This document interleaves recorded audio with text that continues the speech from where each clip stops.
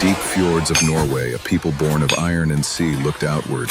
They were not just raiders, but farmers, explorers, dreamers, driven by a hunger for land their own crowded shores could no longer provide.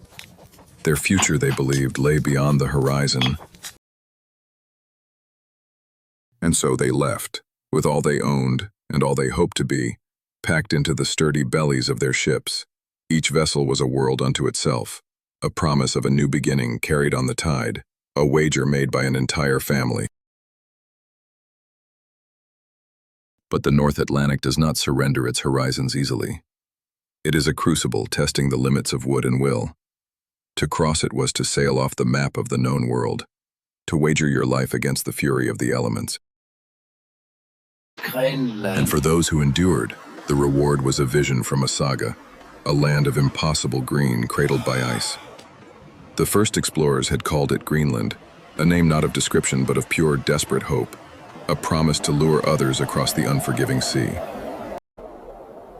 Here, on the edge of the world, they did not just survive, they thrived. For nearly 500 years, the dream held. They built farms, raised families, and constructed a new Norse world, etched into the Arctic landscape.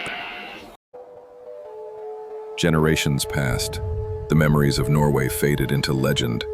Life was measured in seasons, in the passing of traditions from one hand to the next. A culture held together by stories, faith, and small sacred things. But the earth is not static. Unseen, unfelt at first, the great engine of the climate began to shift. The world grew colder. The long, benevolent summers shortened. The ice, always waiting at the edge of their world, began to press inward. Veiðin var léleg. Hreindýrin flýja kuldann. Selirnir eru færri.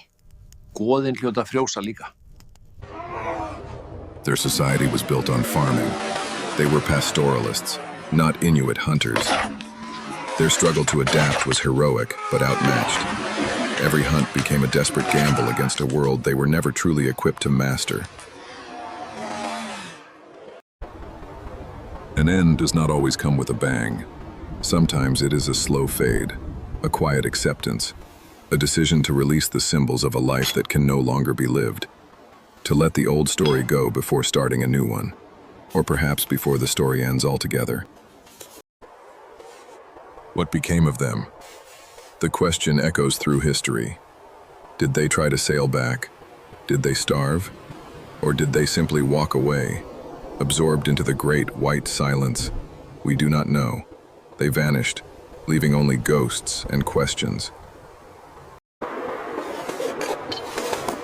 All that remains is what the ice preserved. A testament to the dream, a relic of the indomitable spirit that drove them to the very edge of the world, only to be met in the end by the quiet, unyielding power of nature itself.